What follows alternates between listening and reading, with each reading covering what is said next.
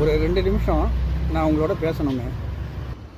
இளமையில் இடதுசாரி இயக்கங்களில் இருந்து திருமண கூட்டுங்க, பிள்ளைகளுக்கான பாடல்கள், நாடகங்கள் எல்லாமே சரியாக தான் இருந்துச்சு. அதன் பிறகு தொழிலக வாழ்க்கை, வாழ்வியல் சொற்பொழிவுங்க, நாலேஜ் ஷேரிங் சொல்லுவாங்க, கருத்து பகிர்மான கூட்டங்கள், பேச்சுங்க எல்லாமே சரியாக இருக்குன்பாங்க என்னுடைய சக நண்பர்கள், தோழர்கள். அதன் பிறகு ஆன்மீக மேடைங்க, அதுக்கேற்ற மாதிரி உள்ளம் உருக்கிற சொற்பொழிகளாக இருக்குன்னு சொல்லிட்டு நானும் உணர்வேங்க.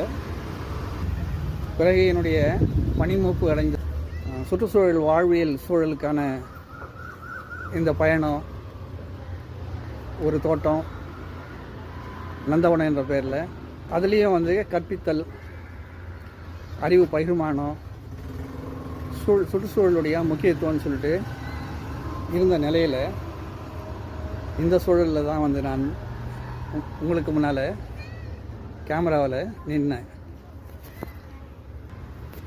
70 வயதாவது நெருங்க போகுது எனக்கு.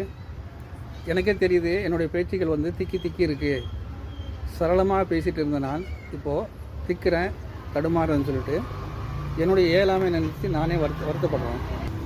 பத்திரிக்கை துறையில் ஒரு பகுதியாக என்னுடைய வாழ்க்கையில் நான் எடுத்து வச்சிருந்ததுனால நிறைய ஆவணப்படங்களை நான் தயார் பண்ணி வச்சுருக்கிறேன். பாமரர் நியூஸ் என்ற யூடியூப் சேனலில் நான் போட்டு வச்சுருக்கேன். இதுதான் பாருங்கள். அதெல்லாம் ஒரு கடுமையான ஒரு உழைப்பு தான். அதே மாதிரி ஒரு ஒளிப்பட விரும்பி கலைஞன் சொல்லாமல் புகைப்பட கலைஞன் நான். 11,000க்கு மேற்பட்ட என்னுடைய ஒளிப்படங்கள் ஷட்டர் ஸ்டாக் என்ற ஒரு புகழ்பெற்ற நிறுவனத்தில் பதிவேற்றம் செய்து வச்சுருக்கிறேன். வாய்ப்பு இருந்தால் நீங்கள் பார்க்கலாம். இந்த ஒளிப்படங்கள் எடுக்கிற தருவாயில் எனக்கு ரொம்ப ரொம்ப ரொம்ப ரொம்ப பிடிச்சது சூரியன் தான். ஏன்னு சொன்னால் விடியலும் அந்தியும் வந்து ஒரு பிரம்மாண்டமான வண்ண நிறங்களோடு தான் வந்து அந்த விடியலும் இருக்கும். அந்தி நேரமும் ஒரு பிரம்மாண்டமான வண்ணங்களை இறைச்சி தான் அது கொட்டும். அதனால் நான் இந்த சூரியனை பார்த்தாவே சொக்கிடுவேன். எங்கே பயணத்தில் இருந்தாலும் சரி என்னுடைய ஒளிப்பட கருவி கெனான் இந்த கேமராவை நான் எடுத்துடுவேன்.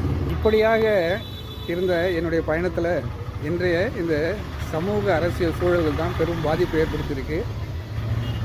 நான் வந்து ஆரம்பத்தில் சொல்லியிருக்கிறேன், எந்த கட்சியிலையும் நான் உறுப்பினர் அடையாள அட்டையும் இல்லை, நான் உறுப்பினரும் கிடையாது. இப்போது என்னை வந்து இந்த சூழல் சூரியன் பக்கம் தள்ளியிருக்கு. இப்படியாக நான் கேமரா முன்னால் நின்று எடுத்து பகிர்றது கொஞ்சம் சங்கடமாக தான் எனக்கு இருக்குது. என்னுடைய தடுமாற்றம், என்னுடைய இயலாமை, என்னுடைய முதுமை எல்லாமும் சேர்த்து என்னை கொஞ்சம் சில நேரங்களில் பலவீனப்படுத்துது.